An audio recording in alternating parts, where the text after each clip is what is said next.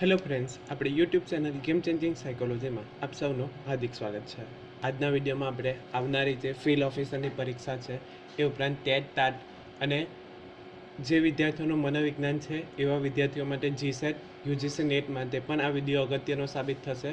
તો આજના વિડીયોમાં આપણે probation officer, GSET, TET TAT જેવી પરીક્ષાઓમાં મનોવિજ્ઞાનના વારંવાર પૂછાતા પ્રશ્ન, જેને આપણે મોસ્ટ આઈએમપી ક્વેશ્ચન કહી શકીએ, એવા પ્રશ્નોની આજે ચર્ચા કરીશું. આ વિડીયો નંબર 2 છે, એટલે અગાઉનો વિડીયો તમે ન જોયો હોય તો પ્લેલિસ્ટમાંથી તમે એ વિડીયો જોઈ શકો છો. એ ઉપરાંત પ્રોબેશન ઓફિસર માટે જે હાલમાં નવી નોટિફિકેશન આવી છે, તો એને અંતર્ગત આપણે અગાઉની જે પરીક્ષા હતી પ્રોબેશન ઓફિસર, તો એને રિલેટેડ જ આમાં સિલેબસ છે, તો તમે એ પ્લેલિસ્ટ પણ જોઈ શકો છો, જે તમને ફિલ્ડ ઓફિસરમાં અગત્યના સાબિત થઈ શકે છે. તો સૌપ્રથમ પ્રશ્ન જોઈએ. મનોવિશ્લેષણવાદના પિતા એટલે કે ફાધર ઓફ સાયકો એનાલિસિસ કોણ ઓળખાય છે? એટલે કે મનોવિશ્લેષણવાદના પિતા કોણ ઓળખાય છે? તો સાચો જવાબ આવશે સિગમન્ડ ફ્રોઈડ, જે છે એને મનોવિશ્લેષણવાદના પિતા તરીકે ઓળખવામાં આવે છે. ત્યાર પછીનો પ્રશ્ન છે, ફ્રોઈડના મતે વ્યક્તિત્વના 3 પાસા કયા કયા છે? એટલે કે સિગમન્ડ ફ્રોઈડ દ્વારા જે વ્યક્તિત્વના 3 પાસાઓ બતાવવામાં આવ્યા છે, તો એ કયા કયા છે? તો 3 પાસા છે ઈડ, ઈગો અને સુપર ઈગો, જે છે એ વ્યક્તિત્વના 3 પાસા છે. ખૂબ જ અગત્યનો પ્રશ્ન છે. સિગમન્ડ ફ્રોઈડના મતે વ્યક્તિત્વના 3 પાસા કયા કયા છે? તો ઈડ, ઈગો અને સુપર ઈગો વ્યક્તિત્વના પાસા છે. ત્યાર પછીનો અગત્યનો પ્રશ્ન છે, સ્વપ્ન અર્થઘટન પુસ્તક કોણે લખ્યું છે? તો સાચો જવાબ આવે છે સિગમન્ડ ફ્રોઈડ દ્વારા સ્વપ્ન અર્થઘટન નામનું પુસ્તક લખવામાં આવ્યું છે. ત્યાર પછીનો પ્રશ્ન છે, જરૂરિયાતોનો કોટિક્રમ કોણે આપ્યો છે? હેરાર્કી ઓફ નીડ્સ જે છે, તો એ કોના દ્વારા આપવામાં આવ્યો છે? તો સાચો જવાબ આવે છે અબ્રાહમ મેસ્લો દ્વારા આપવામાં આવ્યો છે. હવે અહીંથી બીજી રીતે પ્રશ્ન પૂછાઈ શકે, જરૂરિયાતનો કોટિક્રમમાં કેટલી જરૂરિયાતો દર્શાવવામાં આવી છે? તો 5 જરૂરિયાત જે છે, તો એ દર્શાવવામાં આવી છે. જે અબ્રાહમ મેસ્લોનો જરૂરિયાતનો કોટિક્રમ છે, તો નીચેથી ઉપર તરફ જેમ જઈએ એમ જોવા મળે છે. એટલે કે નીચેની જરૂરિયાત, પાયાની જરૂરિયાત જે છે એ ખૂબ જ અગત્યની છે.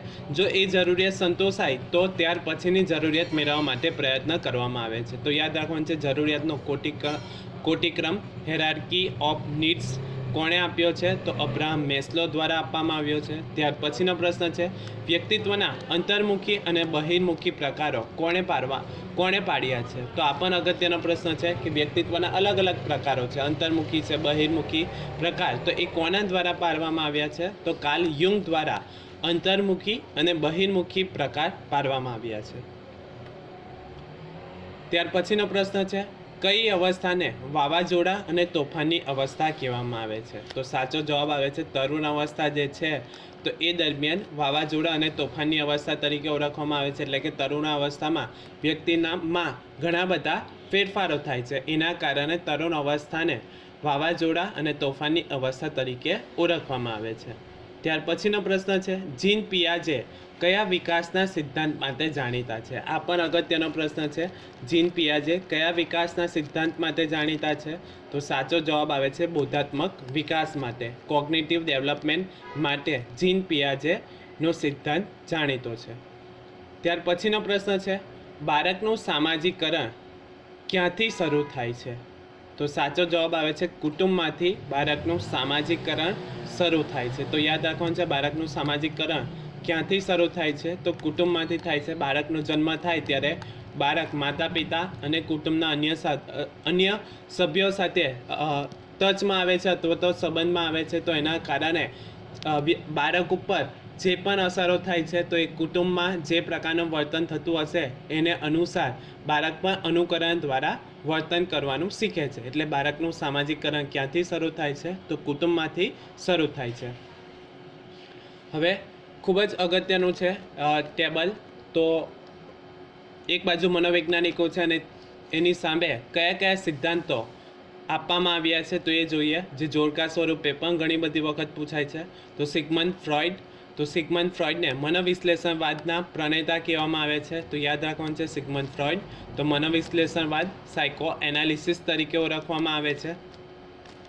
ત્યાર પછીનો પ્રશ્ન છે, અબ્રાહમ મેસ્લો તો અબ્રાહમ મેસ્લોને માનવવાદી અભિગમ તરીકે પણ જાણીતા છે. એટલે કે અબ્રાહમ મેસ્લો જે છે એ માનવવાદી અભિગમના પ્રણેતા અથવા તો માનવવાદી મનોવૈજ્ઞાનિકો કયા કયા છે? તો અબ્રાહમ મેસ્લો પણ આવશે. એટલે એ યાદ રાખવાનું છે. બે રીતે પ્રશ્ન પૂછાઈ શકે. અબ્રાહમ મેસ્લો, તેમના દ્વારા જરૂરિયાતનો કોટિક્રમ આપવામાં આવ્યો છે. અને અબ્રાહમ મેસ્લો માનવવાદી અભિગમ જે આપવામાં આવ્યો છે એના માટે પણ જાણીતા છે. ત્યારબાદ છે કોહલર. તો કોહલર શાના માટે જાણીતા છે? તો આંતરસૂઝ દ્વારા શિક્ષણ માટે જાણીતા છે. એટલે કે કોહલર જે છે એ આંતરસૂઝ દ્વારા શિક્ષણ એમનો જે પ્રયોગ છે તો એ જાણીતો છે. તો કોહલરે કોના ઉપર પ્રયોગ કર્યો હતો? તો ચિમ્પાન્જી ઉપર પ્રયોગ કરવામાં આવ્યો હતો. ચિમ્પાન્જીનું નામ પૂછાઈ શકે તો સુલતાન જે છે તો એ ચિમ્પાન્જીનું નામ હતું. તો યાદ રાખવાનું છે કોહલર. તો આંતરસૂઝ દ્વારા શિક્ષણ કોહલરે કોના ઉપર પ્રયોગ કર્યો હતો? તો ચિમ્પાન્જી ઉપર પ્રયોગ કર્યો હતો. ત્યાર પછીનો પ્રશ્ન છે મેકડુગલ. તો મેકડુગલ જે છે એ મૂળ વૃત્તિનો સિદ્ધાંત એમનો જાણીતો છે. તો યાદ રાખવાનું છે મેકડુગલ. તો મૂળ વૃત્તિનો સિદ્ધાંત. ત્યારબાદ છે હર્મન રોડસાક. તો એ પણ જાણીતો અગત્યનો છે. સાયના દાગાની કસોટી જે છે તો એના માટે જાણીતા છે. તો હર્મન રોડસાક સાયના દાગાની કસોટી માટે જાણીતા છે.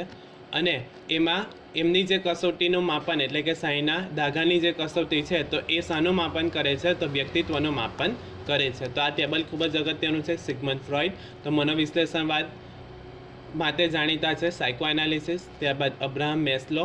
તો અબ્રાહમ મેસ્લો દ્વારા જરૂરિયાતનો કોટિક્રમ જે આપણે જોયું પાંચ જે છે તો એ જરૂરિયાત છે નીચેથી ઉપરના ક્રમમાં જોવા મળે છે. એટલે કે નીચેની જરૂરિયાત છે એ પ્રાથમિક જરૂરિયાત છે.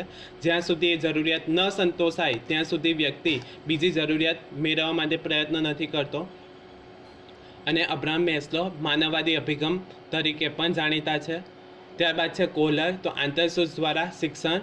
અને કોહલર દ્વારા કયા પ્રાણી ઉપર પ્રયોગ કરવામાં આવ્યો હતો? તો ચિમ્પાન્જી ઉપર પ્રયોગ કરવામાં આવ્યો હતો. ચિમ્પાન્જીનું નામ તો સુલતાન હતું.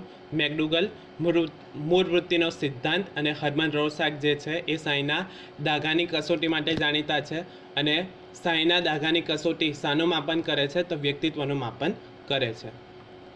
ત્યારબાદ આપણે અગાઉ પણ જોયું હતું એ અનુસાર જે ફિલ્ડ ઓફિસર માટેની પરીક્ષા હાલમાં જાહેર થઈ છે તો એ અંતર્ગત ઘણા બધા વિડીયો છે. તો પ્લેલિસ્ટમાંથી તમે જોઈ શકો છો જે પ્રોબેશન ઓફિસર માટેનું પ્લેલિસ્ટ બનાવ્યું છે તો એ જ વિડીયો તમને ફિલ્ડ ઓફિસર માટે પણ અગત્યના સાબિત થઈ શકે છે. આશા રાખું છું કે તમને આ વિડીયોમાં સમજ પડી ગયા છે. અને જો તમને આ વિડીયો પસંદ પડ્યો હોય તો વધુમાં વધુ લાઇક કરો, શેર કરો અને મારી ચેનલને સબસ્ક્રાઈબ કરો. Thank you.